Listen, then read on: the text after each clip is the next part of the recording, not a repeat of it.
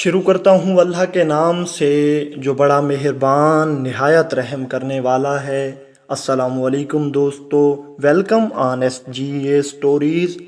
ایک دفعہ کا ذکر ہے کہ چین کے دور دراز دیہات میں 5 چینی بھائی سمندر کے کنارے ایک چھوٹی سی جھونپڑی میں اپنی ماں کے ساتھ رہتے تھے۔ وہ سب ہم شکل تھے اور بالکل ایک جیسے دکھتے تھے۔ ان سب چینی بھائیوں میں کچھ ایسی خصوصیات تھیں جو اور کسی میں نہیں تھیں۔ پہلا چینی بھائی پورے سمندر کو نگل سکتا تھا۔ دوسرے چینی بھائی کی گردن لوہے کی تھی۔ تیسرا چینی بھائی اپنی ٹانگیں بہت دور تک پھیلا سکتا تھا۔ چوتھے چینی بھائی کو آگ نہیں جلا سکتی تھی، اور پانچواں چینی بھائی اپنا سانس بہت دیر تک روک سکتا تھا۔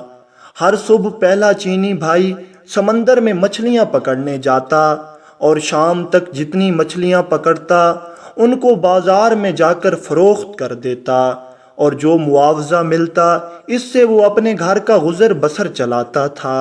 ایک دن سمندر پر جا رہا تھا تو پڑوسیوں کا ایک لڑکا بھی اس کے ساتھ ہو لیا۔ اس نے بہت منع کیا لیکن لڑکا باز نہیں آیا۔ دونوں جب سمندر پر پہنچے تو پہلے چینی بھائی نے ایک ہی سانس میں تمام سمندر کا پانی نگل لیا۔ سمندر خالی ہو گیا تو اس میں موجود تمام چیزیں بھی واضح ہو گئی۔ لاتعداد مچھلیوں کے علاوہ سمندر میں موجود خزانے بھی نظر آنے لگے۔ وہ لڑکا یہ سب دیکھ کر دیوانہ ہو گیا اور دوڑتا ہوا خزانے کی طرف لپکا۔ پہلے چینی بھائی نے تو صرف اتنی ہی مچھلیاں پکڑیں جتنی وہ روز پکڑتا تھا۔ اس کے بعد وہ چاہتا تھا کہ سمندر کا پانی واپس سمندر میں ڈال دے۔ اس نے لڑکے کو آواز دی لیکن لڑکا کبھی ایک چیز اٹھاتا کبھی دوسری چیز کی جانب لپکتا۔ اسے کچھ سنائی نہیں دے رہا تھا۔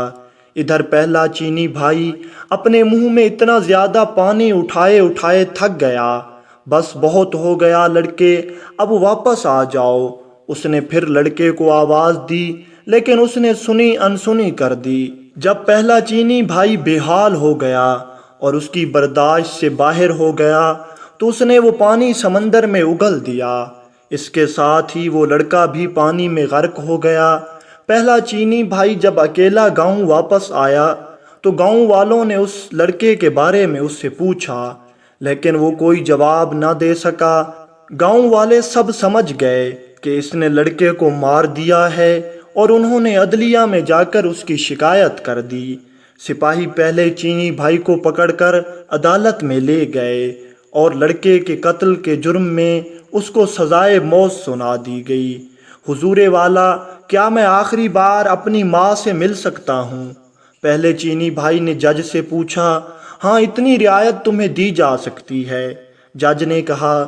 پہلا چینی بھائی خوشی خوشی اپنے گھر گیا اور اپنی ماں سے ملا، لیکن وہ واپس نہیں آیا، بلکہ اس کی جگہ دوسرا چینی بھائی جیل پہنچا جس کی لوہے کی گردن تھی۔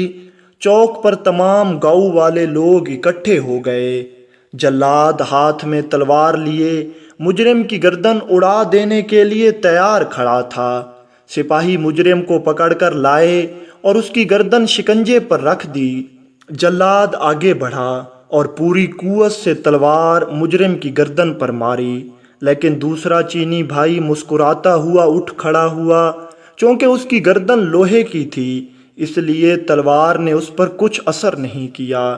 یہ دیکھ کر گاؤں کا ہر شخص سخت برہم ہوا اور اس کو مارنے کے لیے کچھ اور طریقہ سوچا۔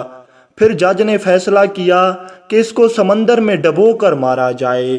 اگلی صبح سزا سے پہلے دوسرا چینی بھائی جج کے پاس گیا۔ جناب والا، کیا سزا سے پہلے میں آخری بار اپنی ماں سے مل سکتا ہوں؟ ہاں، یہ ایک رعایت تمہیں دی جا سکتی ہے، جج نے اجازت دیتے ہوئے کہا۔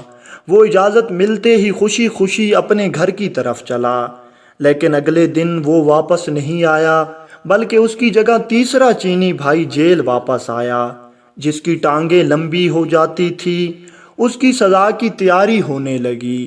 سارا گاؤں سمندر کے کنارے جمع ہو چکا تھا۔ سپاہی اس کو کشتی میں بٹھا کر سمندر کے درمیان پہنچ گئے۔ جہاں پانی گہرا تھا اور تیسرے چینی بھائی کو اٹھا کر پانی میں پھینک دیا۔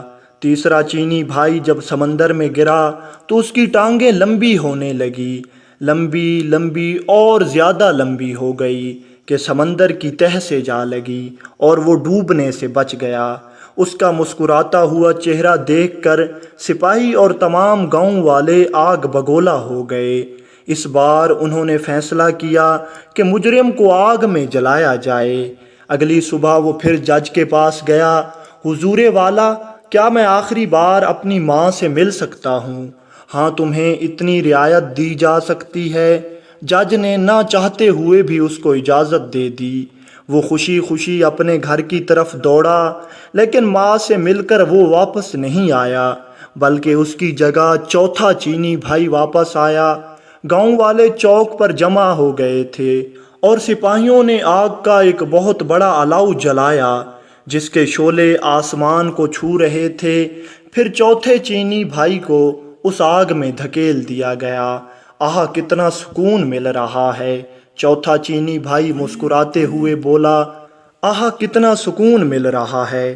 چوتھا چینی بھائی مسکراتے ہوئے بولا، کیونکہ اس کو آگ نہیں جلا سکتی تھی۔ آگ اور تیز کر دو، لوگوں نے چلا چلا کر سپاہیوں کو کہا، اور انہوں نے آگ کو اور زیادہ تیز کر دیا۔ اوہ، بڑا مزہ آ رہا ہے! چوتھا چینی بھائی خوشی سے بولا۔ گاؤں کے لوگ یہ دیکھ کر سیخ پا ہو گئے۔ پھر انہوں نے فیصلہ کیا کہ اسے بدبودار جگہ پر بند کر دیا جائے تاکہ دم گھٹنے سے یہ مر جائے۔ اگلی صبح چوتھا چینی بھائی جج کے پاس آیا۔ حضور والا، کیا میں ایک بار اپنی ماں سے مل سکتا ہوں؟ ہاں، اتنی رعایت تمہیں دی جا سکتی ہے۔ جج نے اس بار غصے سے اجازت دی۔ اجازت ملتے ہی چوتھا چینی بھائی دوڑا اور اپنے گھر چلا گیا، لیکن وہ اپنی ماں سے مل کر واپس نہیں آیا، بلکہ اس کی جگہ پر پانچواں چینی بھائی آیا۔ سارا گاؤں چوک پر اکٹھا ہو چکا تھا۔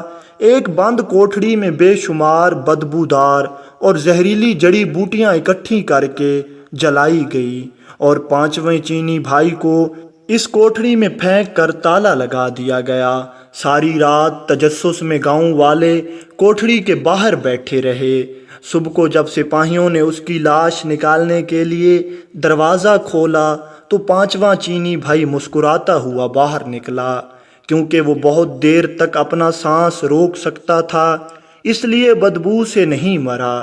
لوگ یہ دیکھ کر ہکا بکا رہ گئے۔ جج آگے بڑھا اور بولا، ہم نے تمہیں ہر ممکن طریقے سے مارنے کی کوشش کی، لیکن تم ہر بار بچ گئے۔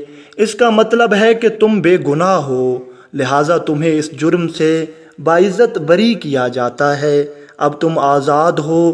تمام گاؤں والوں نے بھی جج کی اس بات سے اتفاق کیا اور اس کا پیچھا چھوڑ دیا۔ وہ خوشی خوشی اپنے گھر کی طرف دوڑا، جہاں اس کی ماں اور چاروں چینی بھائی اس کا انتظار کر رہے تھے۔ ان کی باقی زندگی ہنسی خوشی گزری۔